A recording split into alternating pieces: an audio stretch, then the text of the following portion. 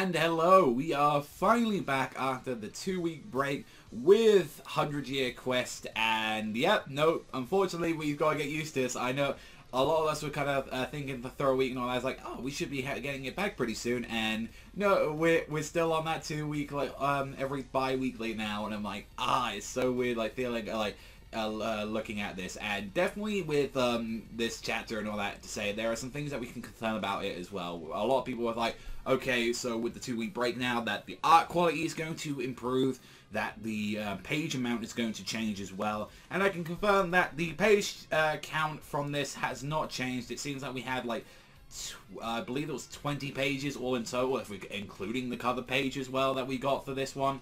Definitely, like, with this chapter, as like I was like looking down on this one, I was trying to notice if there was a huge difference in art quality. I was looking down and seeing whether or not any of those chapters looked any different at all. And whilst as well, like, it's very like hard to tell for the most part, because as well, one thing is that, like, what they were talking about is like they could have had these chapters done for quite a while from how it sounded like. It was like, oh, they had a couple of these chapters done whilst they were being made, and then hence we kind of got to this point because they already pre-planned that they were going to have a volume's worth of material out already before this. So again, there's no real heavily noticed like of quality or like kind of the art change and all that, because it depends on like panel to panel or some parts where it's like, oh, is that part there that has like quite a bit of nice decent detail to it, or like there's no part in the manga where it's like, oof, that needs like redrawing or no rechanging on there.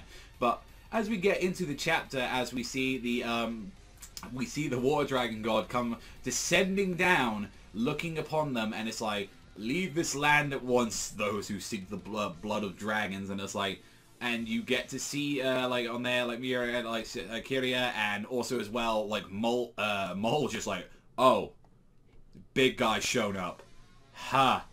We need to get like ready for this. And it's like, Kiria, we're like, he's like trying to remind her about this and all that. This isn't the sort of enemy we can defeat without a plan. And he's just like, I beg to differ. There's nothing I can't cut.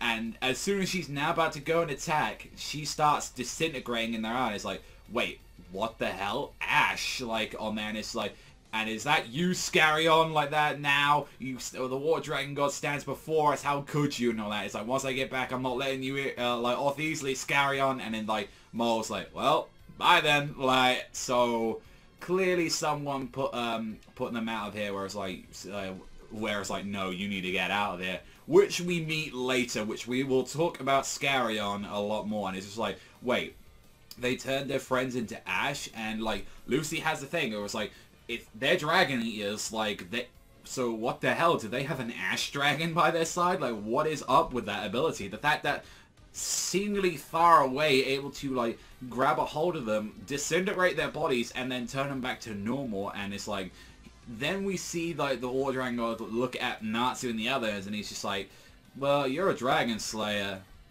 You come to slay me as well? And then Natsu's straight up honest with him. He's like, nah, not exactly. Like, look, we took a job and it requires, like, to seal the 5 dragons, and you look like one of them, but we don't know what we're going to do if you turn out to be a good guy or a bad guy. There's a lot of detail, like, left out details here, and I'm like, thank you, Lucy, for saying that. It's like, there is stuff that, like, you know, Alpha Celia did not explain all that, and then even he's like, that old fool, he hasn't given up after all these years, huh? Like that, and it's like, well, we need to ask and all that, are you a good guy or a bad guy? Like, and he's like, I'm neither, like, I can't say at the moment. Like, I don't harbor any ill wills at you guys, not at the moment, because you guys aren't attacking me, and you weren't like those guys who were straight up going in and attacking my people. And it's just like, and even Natsu's like, well, this was off the bat already, this, like, a quest, and it's like, maybe we'll be able to win without fighting at all. And it's like, no, you don't understand and all that. It's like he's even saying like that, it probably would be best if you seal me and all that, you know. In fact, I don't have to be sealed.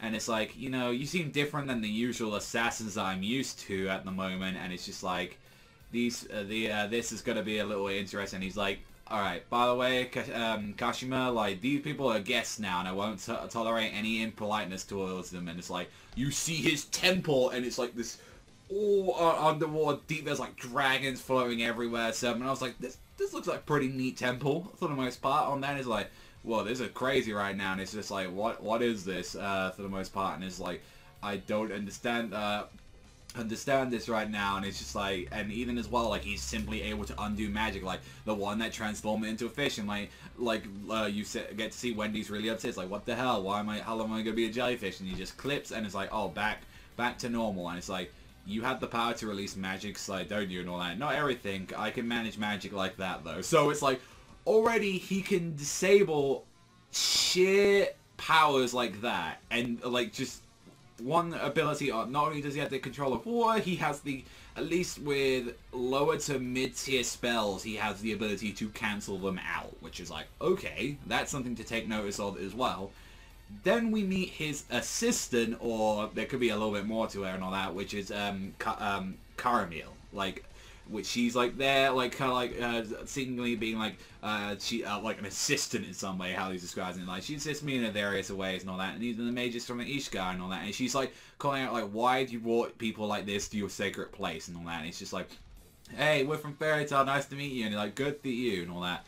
And then already she like, you guys have been sent by Elseria, right? And all that. And it's like, look, if you plan on challenging the Water God Dragon, then go ahead. He's a foe that, like, you can't handle. And then it's like, immediately it's like, cut, like, Caramel, come, like, wait a moment. It seems I can reason with these people, so allow me, like, to, like, have a little word with them. Like, and she, in a very, I guess to say in a very Cinderella, like fashion, is like, fine, you just deal with them, like, not like I care or anything. And I'm like, yeah, like the relationship between the two of them is kind of interesting from this point. I kind of thought, I was like, I want to know more about these two, especially how exactly they kind of want to and all that. And it was like, especially it was just like, you know, well, she was kind of like, well, start talking about them, and it was like, no, that was your cue to lead. And then she does like the whole like that, make sure you finish them off, okay? And it's just like, oh, like that. It's like, and immediately one thing she mentioned is like,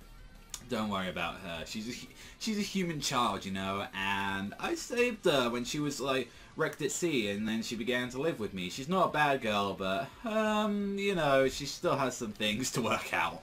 And then you get this whole big showcase of, this is how exactly I live, and I live with all these fish as well, whereas like, he has farms under here, he has medical facilities, he has watchtowers, like, it helps him find like shipwreck survivors like Caramel, and it's like, and he actually saves them, and it's like, they're like, Merclodia, like, what the hell and all that, like, you're way too of a good guy for are you truly the Water Dragon God? And it's like, this is not what we were being told about you, like, seriously? Like, and then he's like, there's kind of this not like warm smile from him at first, where it's like, he's kind of like enjoys that, and he's like, despite that, you do realize, right, why, like, he was telling us to take care of us beforehand, like, why exactly we can't control our powers, and especially I've killed a lot of humans in the past, like ants before the tide, and he's like, I understand why, especially he is after me, because like, his friends and family are people among that I've killed, and I don't want to explain how or why, but at that time what I did was second nature to me. Like, it was there where the strong hunted the weak. That was the age that we're kind of that. And the thing is, there's like, what was your change of heart? And he's like, well, Caramel was the beginning of this, and it's like, I didn't want to save her, and when I did and all that, I didn't think of her more than just prey. And then he's like, I kind of got attached to her, and before realizing, I decided that I was walking down the path of coexistence. And it's like, he kind of has like a little like, he considers like this girl like he cares about her. It's like, oh, this little girl that he either considers like his daughter, or maybe something else. Like, we don't know exactly if there's a father-daughter relationship from this like kind of little thing, or it's like, or he actually just like generally just like, he starts seeing the brighter path of like of humans out of this, and he's like, I'd like to living like this forever, but and all that you saw and all that, like I've got to disappear from this earth soon. And it's like, wait, why? And it's like, that tide that sinks the bottom of the ocean, it is a side effect of my power. I can't control them anymore. And that is a horrifying feeling, where it's like, my powers are so great and insane that I can no longer control them anymore, and that is what Elseria meant by, like, seal them, not kill them. And it's like, how do we deal with their powers per se? And it's like, the fish that all originally were humans and all that, in order to adapt them and all that, I put them under a magic that allows them to become fish.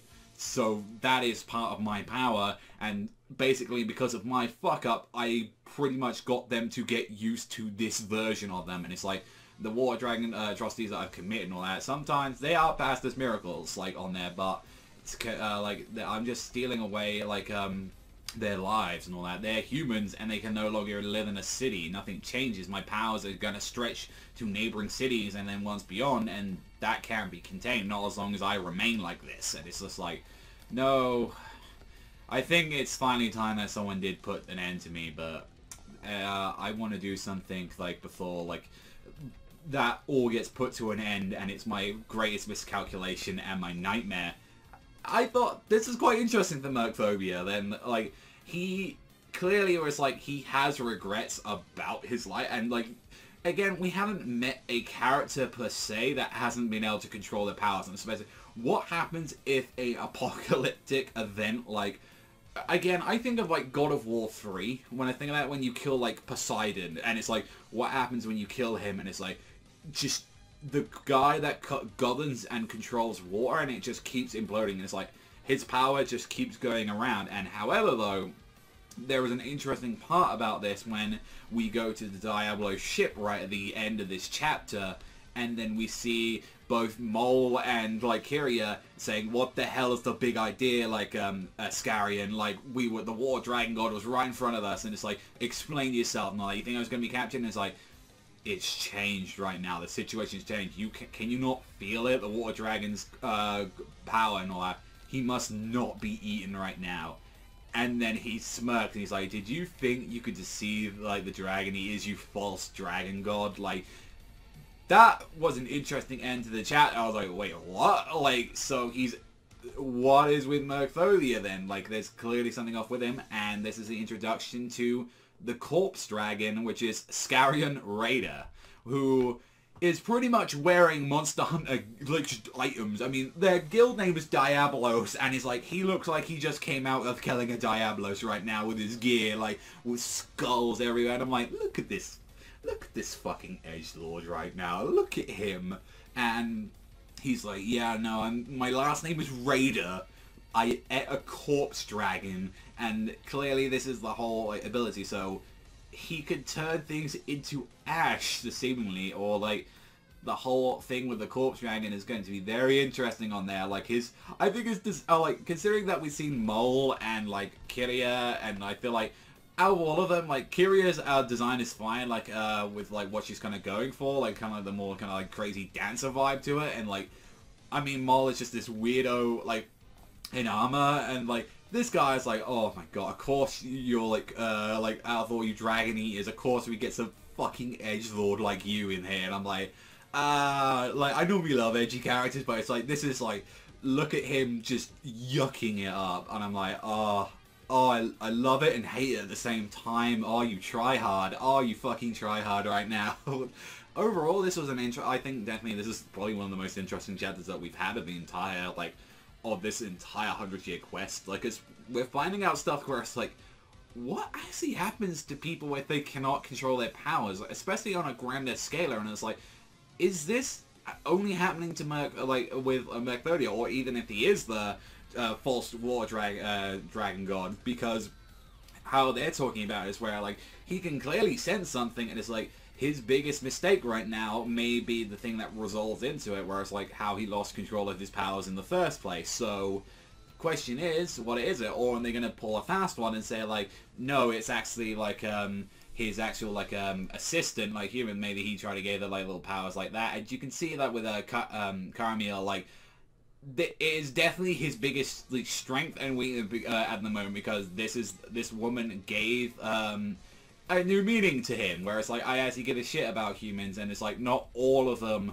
are horrible pieces of shit, because you've got to remember, like, the Dragon War, and you've got to remember, like, what human beings did to them after, like, they were teaching them how to become Dragon Slayers, and then both sides did some really shady shit with their, like, you had the Acnologia scenario, and then also as well, dragons were always, most of them anyway, were horrible. Like, they were just killers, and they dominated for hundreds of thousands of years until, like, some dragons rebelled against them, and then those humans rebelled against the one dragons that they were actually trying to help them in the first place. And again, we still see people, like, you get your Acnologias, you get your, like, that one gem dragon as well. Like, you see more, the one from Dragon Rise, like, not every dragon is good. Like, and that's the thing, where it's like, same thing as every human being. Not everyone's going to be a fairy tale where they give a shit and try and help people. You get assholes like the Corpse Eaters here, the fucking, like, Diablos, and the, like, Dragon Eaters. You get, like, Dark Gills. You get all of that. So, definitely an interesting chapter for the most part. I definitely like this one